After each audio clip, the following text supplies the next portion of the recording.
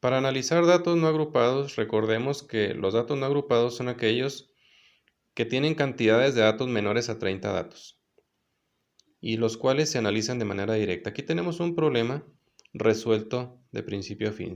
Dice, se realizó un estudio estadístico con las alturas en centímetros de un pequeño grupo de estudiantes, obteniendo la siguiente información. Entonces aquí tenemos las estaturas de todos los estudiantes, ¿sí? Que vienen siendo, en este caso, 8 datos. Si son 8 datos, significa que nuestro problema tiene un valor de n igual a 8. Nos piden calcular las medidas de centralización, las medidas de dispersión, la gráfica representativa de las estaturas o polígono de frecuencias y dos conclusiones. Para obtener las medidas de centralización, la primera que vamos a obtener se llama media aritmética. La media aritmética tiene esta simbología y nos dice que es la sumatoria de todos los datos entre el número de ellos. Entonces, si sumamos todos los datos, nos da 1342 entre 8, que viene siendo la n, es decir, el número de datos. La media aritmética nos da 167.75. Enseguida, para calcular la mediana, nos dice que los datos se debieron de ordenar de menor a mayor y vamos a obtener lo que viene siendo el dato central. Entonces, aquí los tenemos ordenados de menor a mayor, ¿sí? Para obtener el dato central. Puesto que el número de datos es par, nos encontramos con que hay dos datos centrales, mismos que para obtener la mediana se promedian. Es decir, cuando sea el número de datos impar, va a haber un dato central.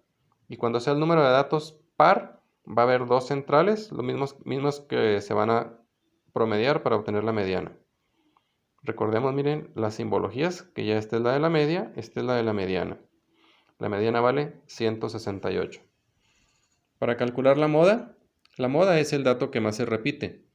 Entonces, en este caso, en nuestro problema, si nos ponemos a analizar, vemos que el 168 se repite en esta ocasión 3 veces.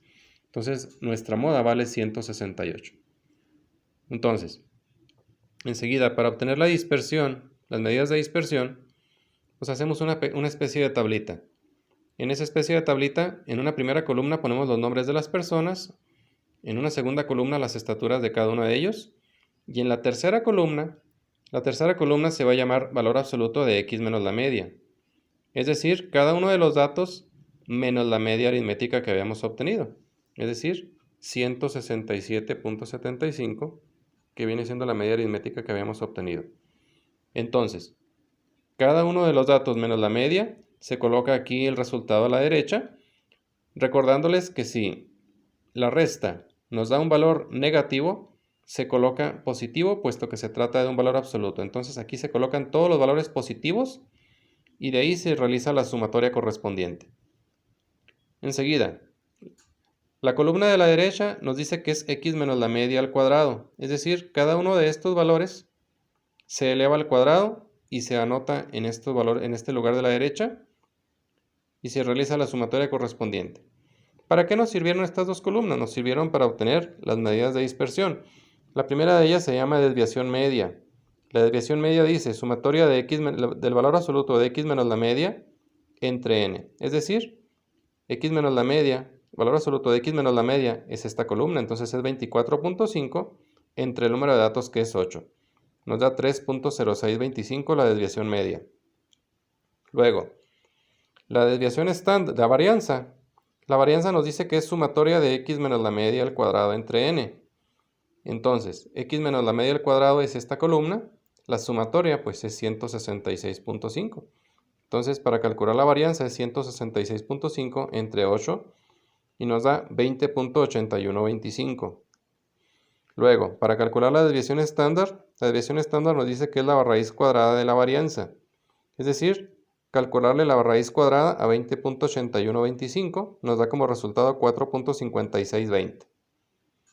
Enseguida vamos a calcular lo que viene siendo el polígono de frecuencias o la gráfica representativa, en el cual en el eje X vamos a poner los nombres de las personas tal y cual como los fueron registrando en su análisis. Es decir, como fueron apareciendo aquí en este primer instante. Luego, en el eje Y ponemos las estaturas en centímetros y a cada uno de los datos le vamos poniendo el punto correspondiente en la altura que le corresponde.